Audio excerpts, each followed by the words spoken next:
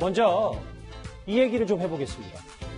여권의 비례당인 열린민주당에서 비례대표 후보로 공천을 받은 주진영 전 한화투자증권 대표가 과거 음주운전을 했다는 사실 스스로 털어놓은 게 논란입니다. 화면부터 만나보시죠. 2008년인가에 제가 음주운전으로 면허정지를 받았죠. 제 아들이 이중국적자였는데 2005년에 그 국적법 바뀔 때 한국 국적을 포기를 했습니다. 그래서 지금 대학교를 미국 가서 미국 사람으로 살고 있고 지금 30이 넘었는데 2008년에 간 이후 한 번도 지금 한국에 돌아오지 않고 미국에 살고 있습니다. 글쎄요, 위원장 의원님. 네. 갑자기 본인이 음주운전 사실을 털어놓은 것도 의문인데 그럼 더더욱이 후보 검증 과정에서 이거를 열린민주당이 알고도 공천했냐 이 부분일 겁니다. 지금 열린민주당이 제대로 지금 후보 검증을 하겠습니까? 지금 보니까 주진영 후보 같은 경우도 손혜원 의원이 아주 적극적으로 추천을 해서 지금 일단 번호는 정해지지 않았습니다만은 주요하게 아마 이 비례대표 후보가 나가는 것 같은데 참 저렇게 떳떳할까라는 생각이 솔직히 드네요. 지금 우리가 음주운전 같은 경우는 우리가 아시겠지만 여러 가지 법을 지금 강화해서 음주운전에 대한 것들 자체는 굉장히 엄하게 지금 하고 있는 거 아니겠습니까? 아시겠지만 정의당의 6번 같은 경우도 본인이 음주운전 했다가 3번 했다가 결국 신장식 전 후보죠? 사퇴했죠. 예. 그리고 또 지금 자녀들이 전부 다 미국에 살고 있다고 그래요. 본인만 지금 한국에 살고 있는 거 아니겠습니까?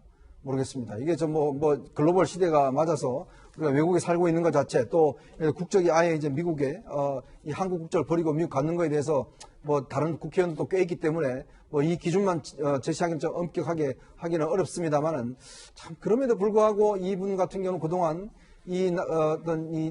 여러 가지 문제에 대해서 굉장히 입바른 소리를 많이 하셨거든요. 여러 가지 칼럼 등을 통해서 모르겠습니다. 자신의 허물은 이렇게 관대하실까라는 생각 드네요. 분명히 김창현 평론가님 알려진 보도로 따르면 면접에서 분명히 본인이 얘기했다고 하는데 네네. 그럼 지금까지 봐서는 열린민주당이 다시 열린민주당이 이걸 공천을 철회할 가능성은 별로 없는 거 아닙니까? 그렇죠. 시간도 별로 없고요. 시간이 거의 없죠. 별로가 아니라. 근데 이게 저는 참 아이러니하게 조국 전 장관이 민정수석 때 한 게 뭐냐면 고위공직자의 도덕성 기준을 허무는 작업을 했어요. 근데 그 이유가 뭐냐면 본인이 장관을 할 때 조금 더 용이하게 하기 위해서가 아닌가 이런 의혹이 많이 이제 제기가 됐죠. 근데 지금 이것도 똑같아요. 지금 고위공직자의 도덕성을 허무는 방식이 그 전에 소개를 할 때나 기자회견 같을 때 그거를 국민한테 던져가지고 청문회에서 문제가 되는 거나 이런 거를 완화시키는 거예요. 그런 방식으로 계속 이렇게 하는 것이 과연 알겠습니다. 우리나라 사회 그 역사 발전에 이게 도움이 될까요? 저는 굉장히 큰 허물이 될 거라고 봅니다. 시간이 거의 다 됐는데 이 소식도 하나 짧게 짚어보겠습니다. 오늘 미래한국당이 비례대표 순번을 확 바꿨습니다. 김태현 변호사님. 네. 아주 짧게 부탁드리면 결국 황교안 대표 뜻대로 다시 이 친황체제를 구축한 거 이렇게 봐도 되는 겁니까? 전면적인 건 아니죠. 그러니까 이제 이 20명을 제가 저번에 말씀드렸죠. 백지에서 놓고 판단한 건 맞는데 1번부터 20번까지 싹 친황으로 바꿨을 경우에 그 역풍 만만치는 않거든요. 그래서 아마 지금 기수용 명단에서 20번의 당선권이라고 보면 한 50% 정도 교차한 것 같아요.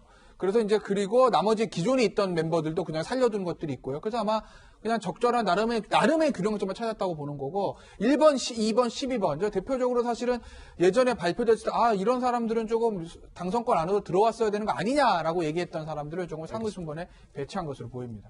미래한국당의 뒤집기 비례 공천 얘기까지 여의도 전국 집권 이슈 하나하나 짚어봤습니다. 자, 뉴스탑 10 이제 마지막 주제가 기다리고 있습니다.